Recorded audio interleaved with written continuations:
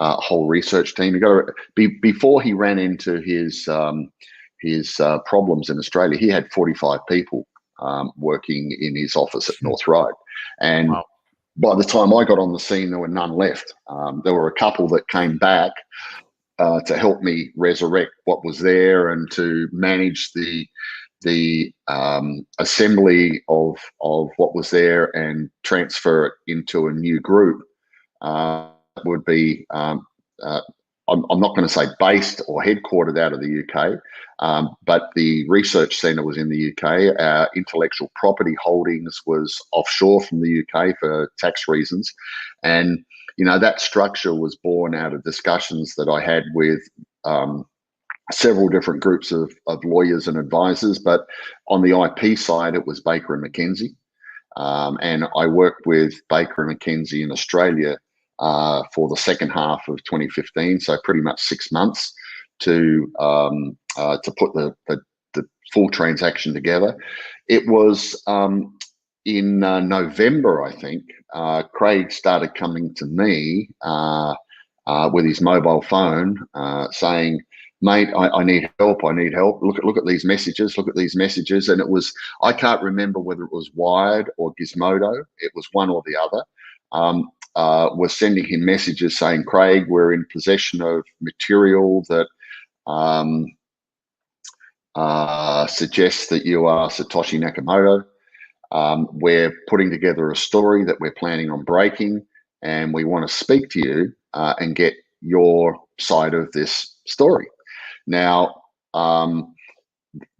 people within my sphere said, were of the opinion that Craig shouldn't open himself up to this discussion, because that was coming out of Satoshi was not in our immediate business plan. Right. The immediate business plan was to set up a legitimate research business with Craig providing a funnel into that and securing intellectual property related to the blockchain. And Craig got more and more anxious as the messages became more and more intense over a period of time. And we said to him, just ignore them. They won't publish a story of this magnitude without having your corroboration as to what they're publishing. But sure. We were wrong. And both of them dumped their story simultaneously. You tell me that this is not an orchestrated scenario. Yeah. At the same time, both of them dumped their story, and at the very minute that these stories publish, the Australian Federal Police turn up with a search warrant covering the office in North Ryde and Craig's house. Now, yeah. I had to deal with that on site, and the interesting thing is that the police thought that he was still living in the house in Pymble, and they, the fact is that Craig's belongings in the house, all the family's belongings, had been packed up and put in a shipping container 2.5 months prior. And Craig and his family had moved into a service department in the city of Sydney. And the reason is because those belongings were being shipped to his new residence in London, where they were planning on moving before Christmas. The plan was that they were going to have pre-Christmas catch-ups with family, and then take off and go and set up residence in the new house. So that part of it, they didn't quite have right. And the media treated that properly as well, because, you had, not only was a search warrant executed at the same time the stories was, but there was a bloody photographer from the Sydney Morning Herald standing in Craig's driveway at a bloody empty house in Pymble taking snaps. So, I've never bothered about trying to satisfy myself one way or the other. I've just formed the opinion that it was, a set of orchestrated and staged events, and let it be done. Any thoughts on, or briefly? I've often thought like, well, what an obvious way. The way that I think that it probably happened is that Wired and Gizmodo also reached out to other Bitcoin people, small blockers, Blockstream people, basically, and the Blockstream people likely set up some of the, like, you know what, let's make this really hard on Craig, assuming they can see the same logic and the same basic evidence, like, maybe Craig is Satoshi, but he's problematic because he's a big blocker and all these different things. I tend to think that they got involved maliciously to set up the other half of that, the raiding of the house and some of that. Well, Craig certainly thought that there were elements of that type of involvement. He believed he has, evidence to suggest that. I can't say that I've ever seen what I would call definitive evidence of that. And there were certain names in the BTC community that he used repeatedly in conversations with me.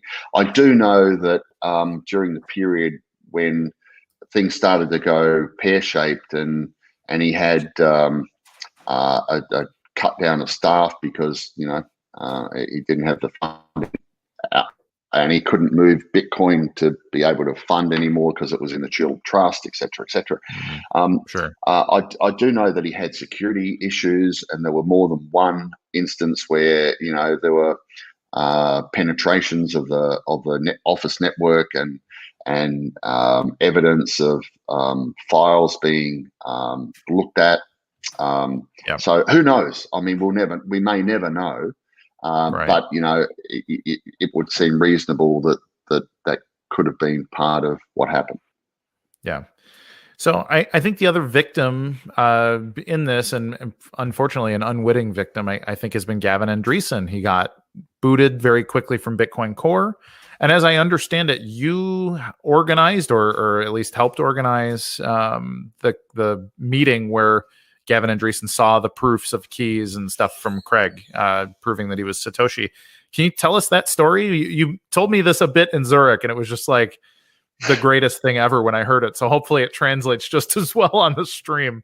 Well, the story starts with John Matonis, because when I was in London doing some interviews with Craig in October 2015, we were interviewing staff that could work in the office that was planned to be occupiable in January 2016. I was sitting in the hotel restaurant breakfast area, and Craig's talking to someone on his phone, and I came down, sat opposite him, and he's chatting away on the phone, and he goes, yeah, okay, yeah, talk to Stefan. And I went, who the fuck's this? And he went, it's John. It's John. I said, John who? He said, John Matonis. Just talk to him. I went, hi, John. We've never met, mate. Where are you? He goes, oh, I'm in Spain. I went, oh, you live in Spain? He goes, no, I live in London, but I've got a place in Spain that I go across to. And I said, Craig seems to think that you and I should know each other. And he goes, yeah, he's spoken about you on a number of occasions, and he suggested to me that we should catch up and get to know each other. Anyway, the conversation didn't go much more than that, and we continued on. And then Craig and I were sitting sometime later. Obviously, it was in 2016, and we've been trying to work out how to deal with the fallout from the Wright and Gizmodo exposure, because that wasn't something that was in the plan, and it changed the way we thought about things, and we came up with we got to get in front of this. And I said to Craig, who would you consider a viable candidate to sit down with you and do a proof session and form an opinion about whether you are or whether you aren't? And we chewed a list of people, and we were kind of like at the end of it. And I said, what about that guy that I spoke to at breakfast? Is he anything relevant? And he said, oh yeah, John. Yeah, he would be relevant because of his, founding director position in the foundation and so forth. Right. So I said, how do I get hold of him? And he goes, oh, I don't have his number with me. It's in my other phone or whatever. So I looked John up on LinkedIn, and I sent him a message. And the message basically said, hi, John, you might remember me. Craig introduced you and I a few months ago. You were in Spain at the time. I've got something I'd like to discuss with you. And sent. Next morning, I got up and there was a reply. And it said, hi, Stefan. Yeah, I remember you. I'm happy to discuss anything. I said, well, mate, I'm going to be in London in a couple of days. Can we meet? So we made arrangements to meet, of all places, in a Boost juice bar in Mayfair. So here we are at 8 o'clock in the morning, sitting in I'm sitting there holding a green juice, and I'm going, trying to think what John looks like from his photo. And he walks in and comes over and he sits down. It was like we were swapping bags of money or something. So he sits down and I said, I don't even know where to start this conversation, John. But I have a history with Craig. So I told him my history, and he just sat there and listened. And I said, would you be interested in sitting down with Craig and I and doing a signing proof as evidence that Craig has got keys to early blocks in Bitcoin? And he just sat there and he went, you know what?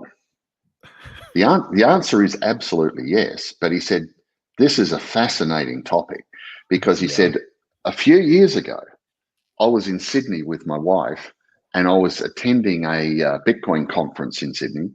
And he said, I ended up in a coffee shop at the event hotel with Craig. And he said, I sat there talking to him about Bitcoin for two and a half hours. And we finished the conversation, and I went upstairs to my room, put the key in the door, walked in, and my wife says, hi, darling, how are you? And he goes, I've had the most strangest experience. And she goes, why, what's that? And he goes, if I didn't know better, I think I've just been sitting having coffee with Satoshi Nakamoto. And she went, really? And he went, yeah, no, put it out of your head. I'm just having one of those, weird thoughts. So he said, given that experience, absolutely. Now, let me tell you, some months later, I ended up having dinner in London at Gordon Ramsay's restaurant in Grosvenor Square with John Matonis and his wife. And she told me the same story. Unprompted. Yeah. So anyway, bottom line is I organised a neutral venue, and there was myself, there was Craig, John Matonis, and one other who I won't name because I think it would be unfair to do so. But it wasn't O'Hagan, I can tell you. O'Hagan wrote with authority on these proof sessions, but he was at none of them. Anyway, the deal was that John could select any 3 blocks at random from the first 10. And Craig would sign with the key related to each one of those 3 blocks a private message. So